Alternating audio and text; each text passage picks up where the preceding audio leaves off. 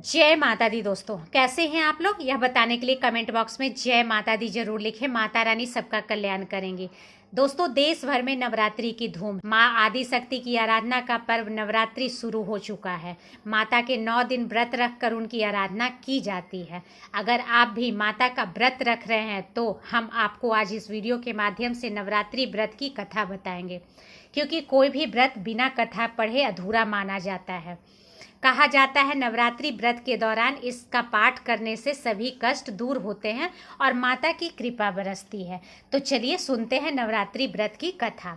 नवरात्र व्रत की कथा ब्रह्मा जी ने बृहस्पति जी को सुनाई थी।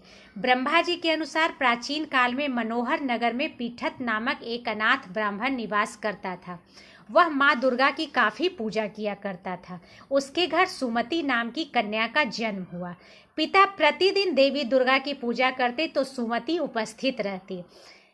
एक दिन सुमति खेलती रह गई और पूजा में नहीं आई। पिता को पुत्री की इस बात पर क्रोध आया और बोला, आज तूने भगवती का पूजन नहीं किया, इस कारण मैं किसी कुष्ठ रोगी या दरिद्र मनुष्य के साथ तेरा विवाह करूंगा। पिता के वचन सुन सुमति बोली, मैं आपकी कन्या हूँ तथा सब तरह आपके अधीन हूँ। आपने आपकी जैसी इच्छा है वैसा ही करो।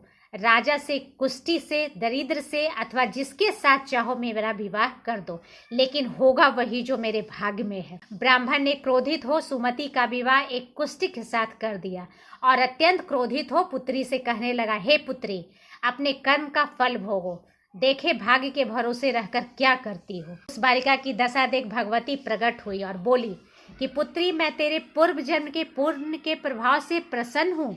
तू पूर्व जन्म में निषाद की स्त्री थी और अति पवित्रता थी।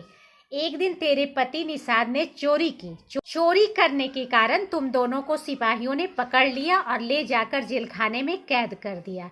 नवरात्र के दिनों में तुमने न तो कुछ खाया और न ही जल पिया। इस प्रकार 9 दिन तक नवरात्र का व्रत हो गया।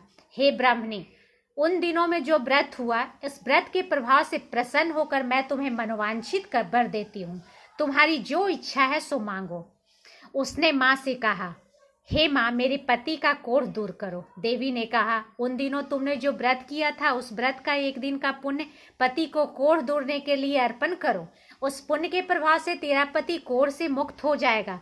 तब उसके पति का शरीर भगवती दुर्गा की कृपा से कुष्ठ रोग से रहित होगा। ब्रह्मा जी बोले, हे बृहस्पति, उस ब्राह्मणी की स्तुति सुन देवी प्रसन्न हुई और ब्राह्मणी से बोली, तेरे उदालय नामक अति बुद्धिमान, धनवान, कीर्तिवान और जितेंद्रिय पुत्र शीघ्र उत्पन्न हो। सुमति ने माँ से कहा, भगवती दुर्गे, अगर आप मुझ पर प्रसन्न हैं तो कृपा कर मुझे नवरात्र व्रत की विधि और उसके फल का विस्तार से वर्णन करें। देवी दुर्गा ने उसे बताया, आश्विन माह के कृष्ण पक्ष की प्रतिपदा से लेकर 9 दिन तक विधि पूर्वक व्रत करो। यदि दिन भर का व्रत न कर सके तो एक समय भोजन करो। घर में घट स्थापना करो और वाटिका बनाकर उसको प्रतिदिन जल से सींचो। नित्य विधि सहित पूजा करें और पुष्पों से विधिवत अर्घ्य दें। खांड, घी, गेहूं, शहद, जौ, तिल, बेल, नारियल, दाख और कदम आदि से हवन करें। गेहूं से होम करने से लक्ष्मी की प्राप्ति होती है। खीर एवं चंपा के पुष्पों से धन की और बेल पत्तों से तेज व सुख की प्राप्ति होती है। बिजौरा के फल से अर्घ्य देने से रूप की प्राप्ति होती है। जायफल से अर्घ्य देने से कीर्ति, दाख से अर्घ्य देने से कार्य सिद्धि, आंवले से अर्घ्य देने से सुख की प्राप्ति और केले से अर्घ्य देने से आभूषणों की प्राप्ति होती है। इस प्रकार पुष्पों व फलों से अर्घ्य देकर व्रत समाप्त होने पर 9वें दिन यथाविधि हवन करो। आंवले से कीर्ति की और केले से पुत्र की, कमल से राज सम्मान की और दाखों से संपदा की प्राप्ति होती है। इन 9 दिनों में जो कुछ दान आदि किया जाता है उसका करोड़ों गुना फल मिलता है।